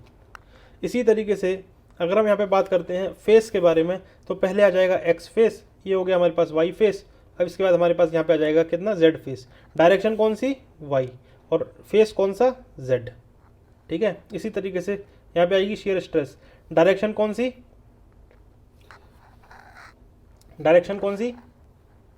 एक्स, और फेस कौन सा, वाई, डायरेक्शन कौन सा, एक्स, फेस कौन सा, जेड। यहाँ पे जब हम लोग नीचे वाली थर्ड रो में आ जाएंगे तो यहाँ पे जो पहला कॉलम है इसमें ये क्या है, ये क्या है z, ये क्या है डायरेक्शन, यहाँ पे फेस कौन सा आ जाएगा x, यहाँ पे आ जाएंगे, यहाँ पे भी क्या आएगी शीयर स्ट्रेस, यहाँ पे क्या आ जाएगा क्या फेस हो गया डायरेक्शन, फेस हो गया z और डायरेक्शन हो गई हमारे पास y। ठीक है, क्लियर। तो इस तरीके से स्ट्रेस रिप्रेजेंटेशन यहाँ पे हम लोग दिखाते हैं। आप यहाँ पे एक बात देखिए कि जो स्ट्रेस एलिमेंट है उसमें आप देखिए तीन चीज़ें मैं आपको दिखाता हूँ। एक तो देखो ये, एक देखो इसे, और एक देखो इन दोनों का कॉम्बिनेशन। तो माय डियर ये क्या है, ये क्या है,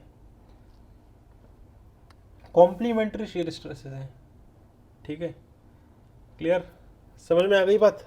ये क्या है, कॉम्प्लीमेंट्री शेयर स्ट्रेसेस हैं। तो एक्चुअल में ये जो हमने स्ट्रेस रिप्रेजेंटेशन दिखाया है, ये दिखाया है 3D फॉर्म में। अगर हम सिर्फ और सिर्फ एक्स वाई प्लेन की बात करते, जेड प्लेन माय डियर गायब हो जाता और जो मैट्रिक्स है वो सिर्फ इतना ही बनता। कितना बनता मैं दिखा देता हूँ आपको कितना बनता, 1 सेकेंड।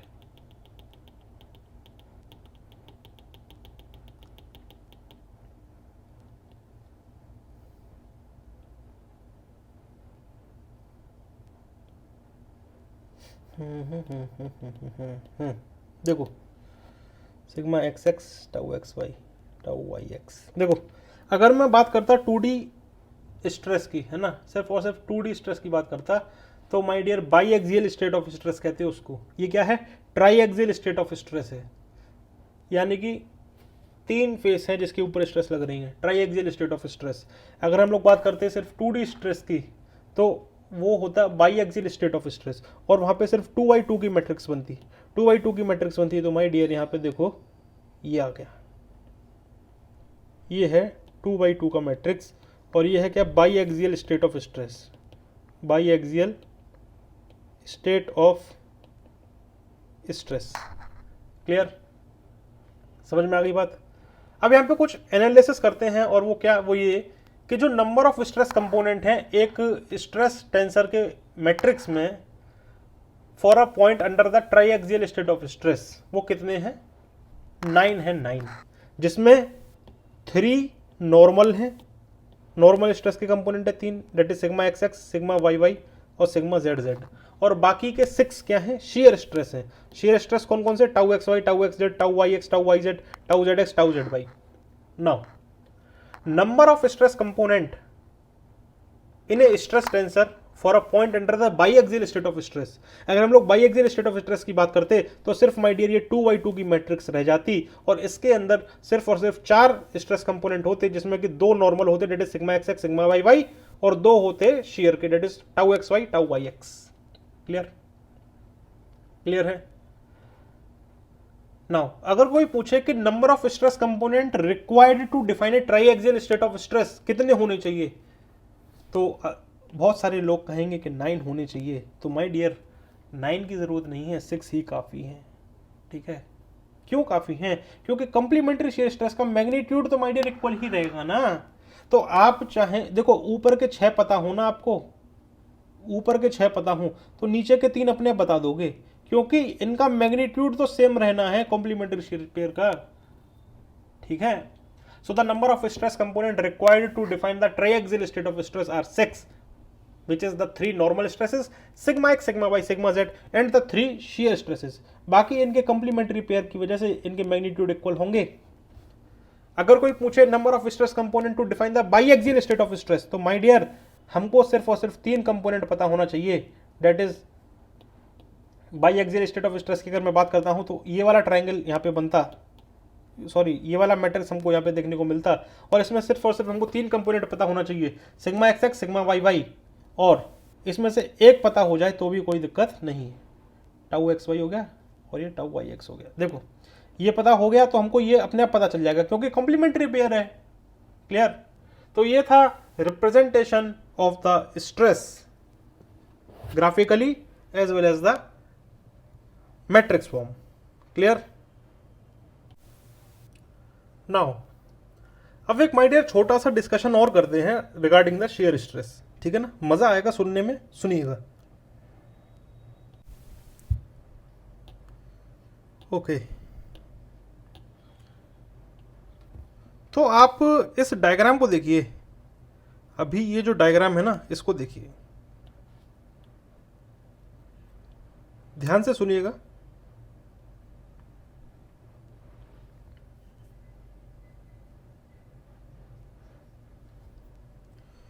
ये देखो, ये हमारे पास एक बार है, आप यहाँ पे देखिए कि ये हमारे पास क्या है, एक बार है लाइक दिस, जिसका क्रॉस सेक्शन है छोटा between the supports.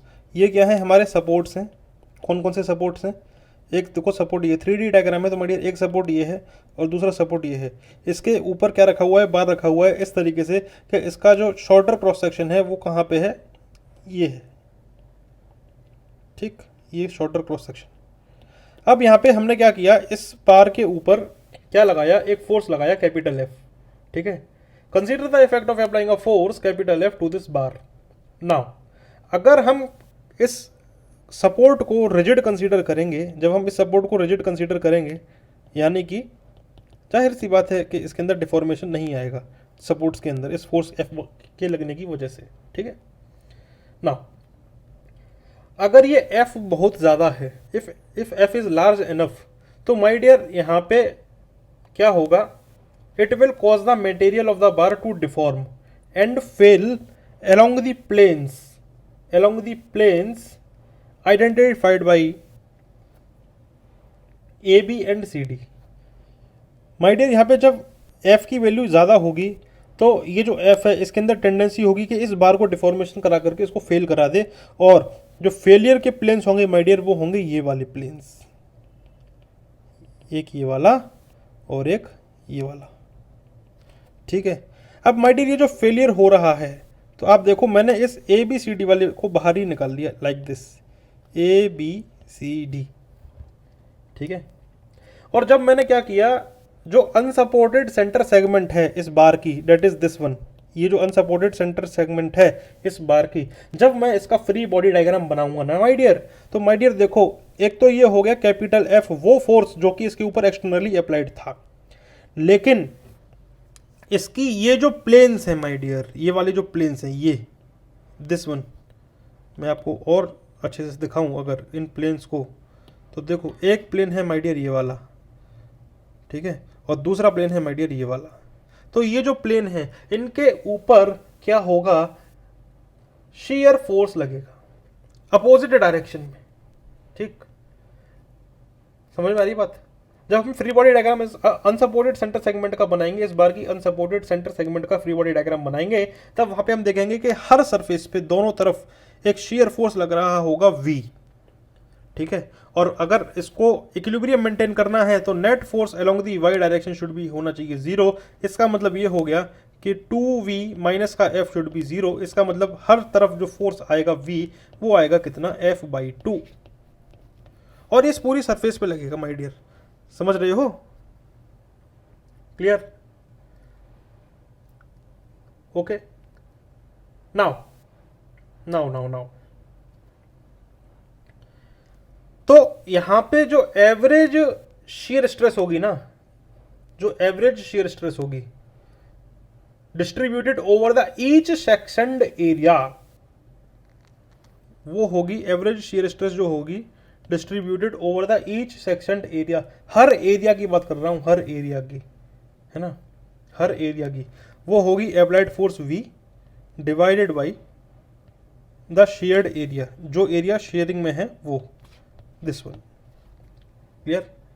So tau average is the average shear stress eight the section which is assumed to be same at each point located on the section। My dear यहाँ पे हमने ये assume किया है कि जो शेयर स्ट्रेस का distribution है हर पॉइंट पे वो क्या है, सेम है, ठीक है। The distribution of the average shear stress acting over the section is shown like this. Notice that the average shear stress is in the same direction in which the shear force is applied. जिस direction में share force लग रहा था, जिस direction में share force लग रहा था उसी डायरेक्शन में शेयर स्ट्रेस का डिस्ट्रीब्यूशन दिखाया है, ठीक है, clear. Since the shear stress must create associated force all of which contribute to the internal force V। ये जो इनका जब हम लोग इंटीग्रेशन करेंगे एलिमेंटल एरिया कंसीडर करके, तो उसी डायरेक्शन में इंटरनल फोर्स निकल करके आएगा हर फेस पे V, और उन दोनों का जो रिजल्टेंट होगा वो equal to the external force capital F होगा। ठीक है, तो ये जो लोडिंग का केस हमने यहाँ पे डिस्कस किया है वो क्या है, सिंपल और डायरेक्ट शेयर। क्लियर? तो शेयर जो कॉज हो रहा है ये हो रहा है by the direct action of the applied load capital F, इसलिए हम लोग ये जो केस है इसको कह रहे हैं सिंपल या फिर डायरेक्ट शेयर। ऑलराइट, हाउएवर कुछ और तरीके के भी कनेक्शंस पॉसिबल हैं जहां पे हम लोगों को इस तरीके की शेयरिंग देखने को मिल सकती है। फॉर एग्जांपल, ये हमारे पास क्या है, दो प्लेट हैं लाइक दिस। ये हमारे पास क्या है माय डियर, दो प्लेट हैं। ठीक है, और इन दो प्लेट में हमने क्या किया माय डियर, होल ड्रिल कर दिया, होल ड्रिल। और जब हमने इसके अंदर होल ड्रिल किया, ठीक है, तो ये कुछ इस तरीके की बन गई। अब होल ड्रिल करने के बाद इसके अंदर जो जगह बची, यहाँ पे हमने क्या लगा दिया, बोल्ट लगा दिया। माय डियर, यहाँ से मशीन डिज़ाइन की भी बेस फाउंडेशन बन रहा है, ध्यान से देखते रहना बस। ठीक है, ये हमने यहाँ पे बोल्ट लगा दिया, बोल्ट लाइक दिस।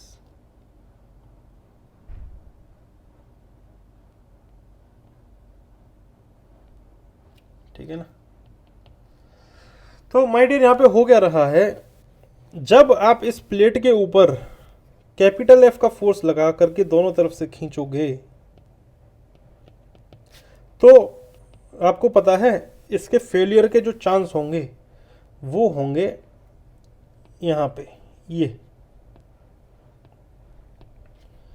यहाँ पे क्या होगा माय डियर, शेयरिंग एक्शन होगा, शेयरिंग एक्शन होगा, शेयरिंग एक्शन, जिसकी वजह से अगर मैं यहाँ पे आपको बोल्ट का क्रॉस सेक्शन दिखाऊं तो यहाँ से फटेगी, ये समझ रहे हो।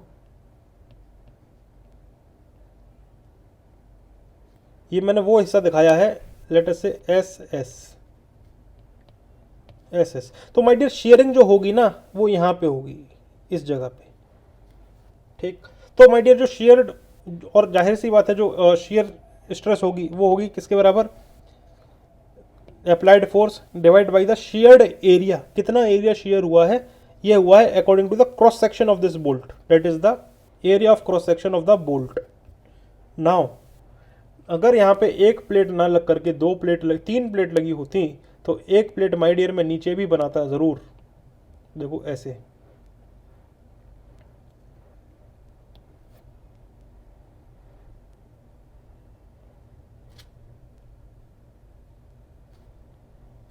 और ये रहा हमारे पास बोल्ट जॉइंट लाइक दिस, और ये हो गया हमारे पास बोल्टेड जॉइंट लाइक दिस, और ये हो गया लाइक दिस। तो आप यहाँ पे देखेंगे कि जो शेयर्ड एरिया है, अब क्या होगा माय डियर, यहाँ पे देखना कि अब मैं क्या कर रहा हूँ कि F/2 इधर लगाया और एक मैंने F/2 इधर लगाया। ठीक, तो आप यहाँ पे देखो क्या होगा माय डियर, यहाँ पे दो एरिया हैं जो कि शेयर होंगे, शेयर आउट लाइक दिस। तो इफेक्टिव एरिया जो होगा माय डियर, जो शेयर स्ट्रेस वो आएगी applied force that is F divide by the sheared area that is twice of the area of cross section of the bolt, क्योंकि एक cross section ये है और एक क्रॉस सेक्शन ये है। क्लियर, समझ में आ गई बात, ये है कहानी माय डियर। जब भी हमने यहाँ पे बात करी वो बात करी एवरेज शेयर स्ट्रेस की। ठीक है, इन ऑल दीज केसेस हम लोगों ने जो बात किया है वो किया है एवरेज शेयर स्ट्रेस के बारे में। अगर हम बात कर रहे हैं एवरेज शेयर स्ट्रेस की, तो ये सिर्फ क्या है, एक अप्रोक्सीमेटेड रिजल्ट हमको यहाँ पे देखने को मिलेंगे। हाउएवर जब हम लोग मोर प्रिसाइज इन्वेस्टिगेशन करेंगे शेयर स्ट्रेस डिस्ट्रीब्यूशन का ओवर द सेक्शन, तब हम ये देखेंगे कि जो एक्चुअल में मैक्सिमम शेयर स्ट्रेस होगी वो एवरेज से कई ज़्यादा होगी। और जब हम पढ़ेंगे शेयर स्ट्रेस इन बीम्स, तब वो चैप्टर कंसिडरेशन में आएगा, तब हम वहाँ पे बात करेंगे शेयर स्ट्रेस का भी डिस्ट्रीब्यूशन होता है माय डियर। किसी क्रॉस सेक्शन पे एक शेयर फोर्स लग रहा है, तो इस शेयर फोर्स की वजह से जो शीयर स्ट्रेस का डिस्ट्रीब्यूशन है वो कैसा होगा, ये हम लोग पढ़ेंगे shear stress in beams. However in this case जब हम बात करेंगे तो एवरेज की बात करेंगे। एवरेज क्वांटिटी क्या रहेगी, फिक्स रहेगी, डेट इज द कितना शेयर फोर्स लग रहा है डिवाइड बाई द कितना एरिया शेयर्ड आउट हुआ। क्लियर, ये है कहानी। Okay, so this is all about the today's lecture my dear. I hope आपको स्ट्रेस का कंसेप्ट समझ में आया होगा। माय डियर छोटा सा डिस्कशन और कर लेते हैं, that is the SI unit of the stress. Stress की यूनिट हम लोगों ने अभी डिस्कस नहीं की है ना, और साथ में स्ट्रेस और प्रेशर के बीच में क्या डिफरेंस होता है वो और देख लेते हैं, उसके बाद लेक्चर खत्म करते हैं। ठीक है, okay, so let us discuss units of stress.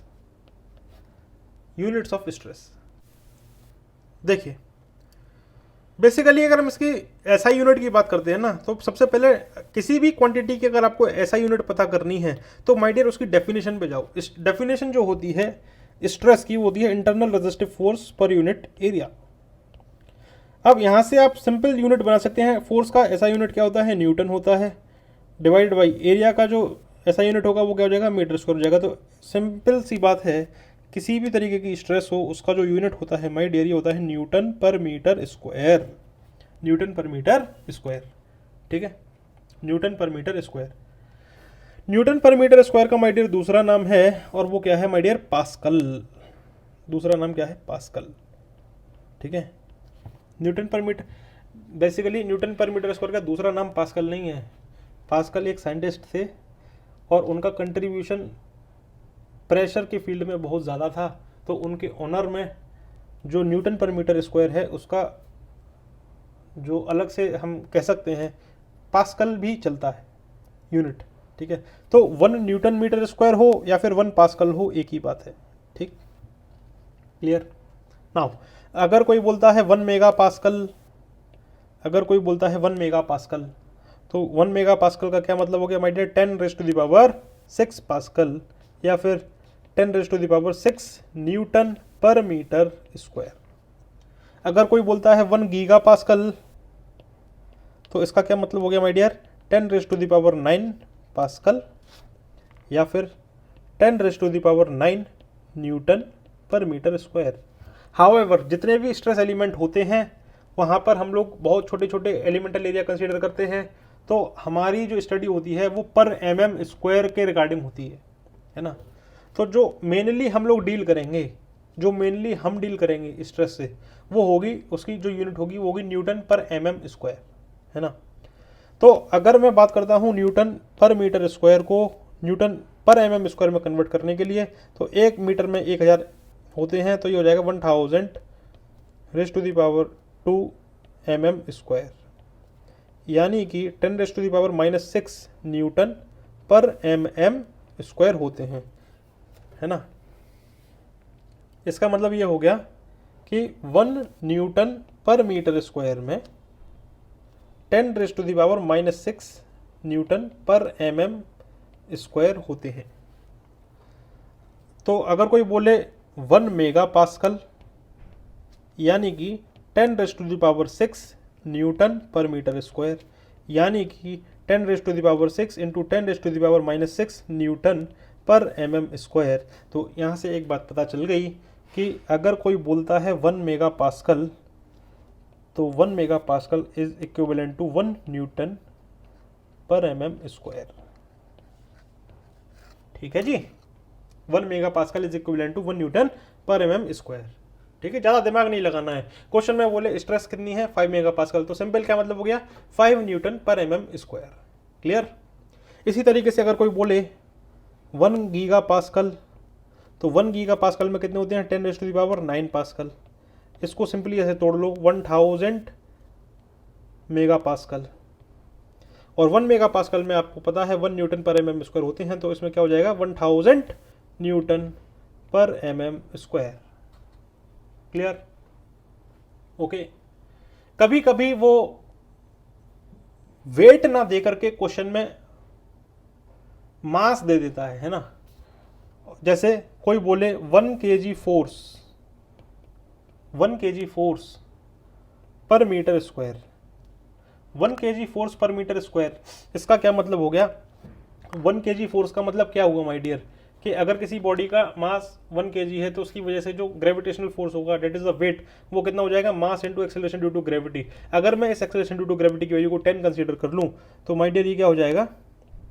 10 Newton पर मीटर स्क्वायर, 10 न्यूटन पर मीटर स्क्वायर। ठीक है, क्लियर है? Okay, all right.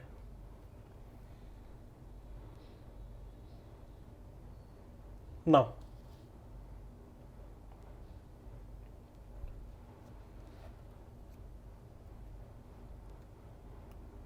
ये सारी हो गई क्या? स्ट्रेस की यूनिट्स, है ना। और स्ट्रेस क्या है? सेकेंड ऑर्डर टेंसर है, यानी कि मैग्नीट्यूड के साथ साथ इसके अंदर क्या है? 2 डायरेक्शन है। एक डायरेक्शन बताती है कि किस फेस पे लग रहा है, दूसरी डायरेक्शन बताती है कि किस डायरेक्शन में लग रहा है। क्लियर?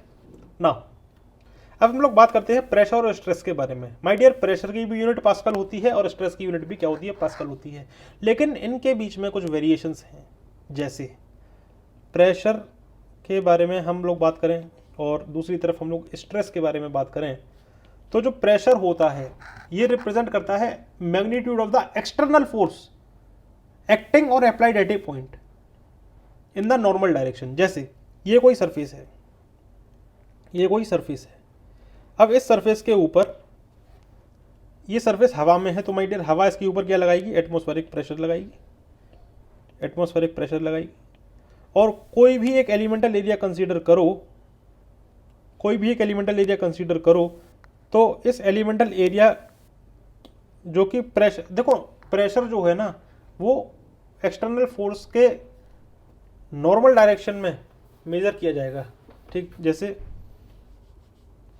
कर्व्ड सरफेस ना लेकर के सिंपल सिटी में अगर मैं आपको बताऊं, देखो ये सारी चीज़ें एफएम में हम कंप्लीट कर चुके हैं। ठीक, एफएम में हम लोग ये सारी चीज़ें कंप्लीट कर चुके हैं। तो देखो क्या हो रहा है कि जैसे सपोज करो कि यहाँ पे क्या रखा हुआ है? एक ब्लॉक रखा हुआ है, एक ब्लॉक रखा हुआ है और ये ब्लॉक हवा में रखा हुआ है लाइक दिस। तो माय डियर इसके ऊपर क्या लगेगा? एटमॉस्फेरिक प्रेशर लगेगा, एटमॉस्फेरिक प्रेशर लगेगा। और एटमॉस्फेरिक प्रेशर कुछ लग रहा है, इसलिए इस तरीके से लग रहा है, normal to the direction, normal to the surface. ना अब ये जो प्रेशर लग रहा है इसकी वजह से जो एक एक्सटर्नल फोर्स का जो रिप्रेजेंटेशन है वो यहाँ पे हम देखेंगे। तो इस प्रेशर फोर्स की वजह से इसका ऊपर एक नॉर्मल फोर्स आएगा जो कि इस प्रेशर प्रिज्म के, जो कि इस केस में क्या होगा? क्यूबॉइडल होगा, क्यूबॉइडल प्रेशर प्रिज्म जो होगा इस केस में क्या होगा? क्यूबॉइडल होगा, लाइक दिस, है ना। इसका वॉल्यूम जो होगा वो होगा equal to the direction, equal to the magnitude of the external force, और साथ में कहाँ लगेगा? इसके सेंट्रोइड पे लगेगा, लाइक दिस। तो यहाँ पे क्या लग गया? फोर्स लग गया। ठीक, तो प्रेशर क्या है? It represents the magnitude of the external force acting और applied at a point in the normal direction.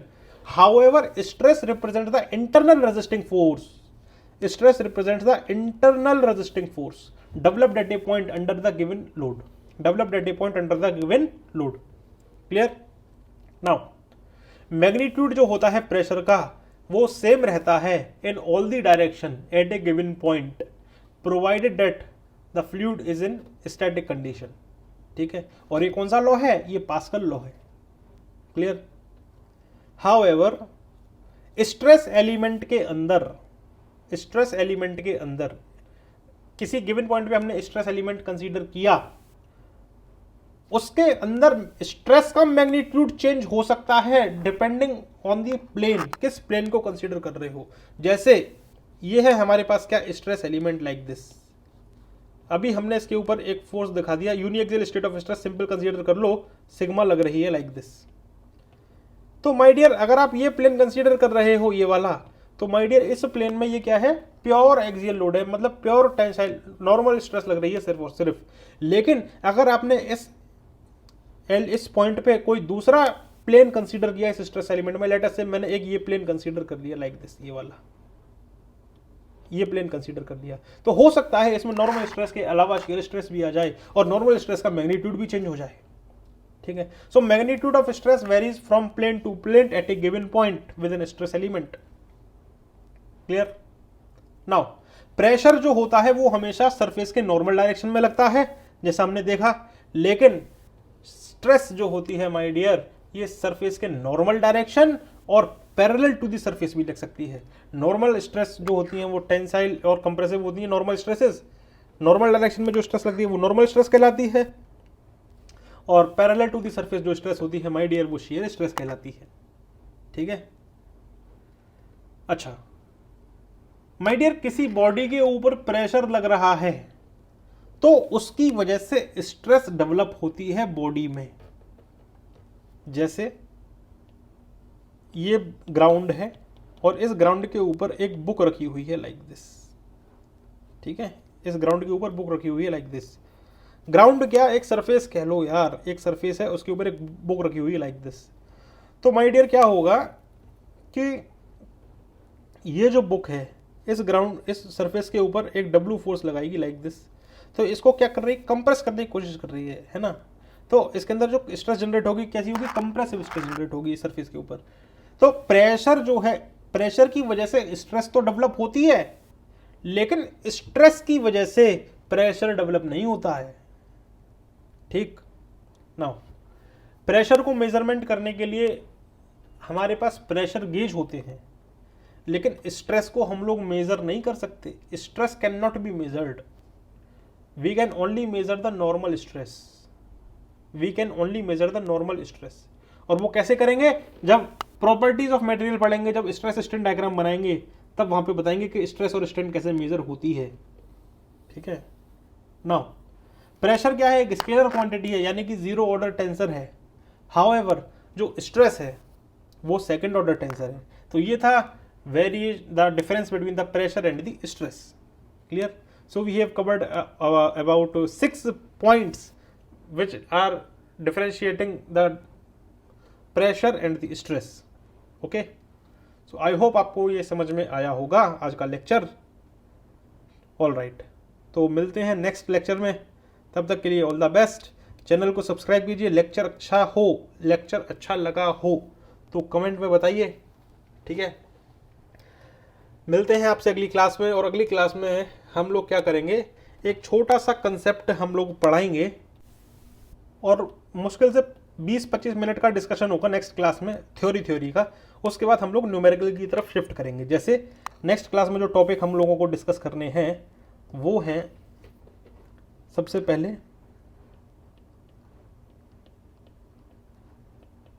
Strength. What is strength, strength of the material. ठीक है, फिर हम लोगों को डिस्कस करना है allowable stress and factor of safety. ये तीनों टॉपिक डिस्कस करने के बाद हमारे अंदर कैपेबिलिटी आ जाएगी कि हम न्यूमेरिकल को डील कर पाएँ। और न्यूमेरिकल को डील हम करेंगे, पहले आप बिल्कुल भी पेन ना चलाएं। जब हम लोग डिस्कशन करें यहाँ पे, सॉल्व एग्जाम्पल जब हम यहाँ पे कराएंगे, तब आप बिल्कुल भी पेन ना लगाएं, सिर्फ कंसेप्ट पे ध्यान दें कि कैसे न्यूमेरिकल को सॉल्व किया जाता है स्ट्रेंथ ऑफ मटेरियल के अंदर। क्योंकि माय डियर थोड़ा सा भी वो घुमा देगा तो आप घूमते रह जाओगे, कर नहीं पाओगे। तो इनिशियल प्रॉब्लम जब मैं बोलूँ कि अपने आप सॉल्व करो, तब अपने आप सॉल्व करना। और जब मैं कहूँ कि सिर्फ देखो, कुछ मत लिखो, तब सिर्फ देखना ध्यान से कि क्या हो रहा है। ठीक है, तो चलिए मिलते हैं नेक्स्ट लेक्चर में, तब तक के लिए thank you, all the best.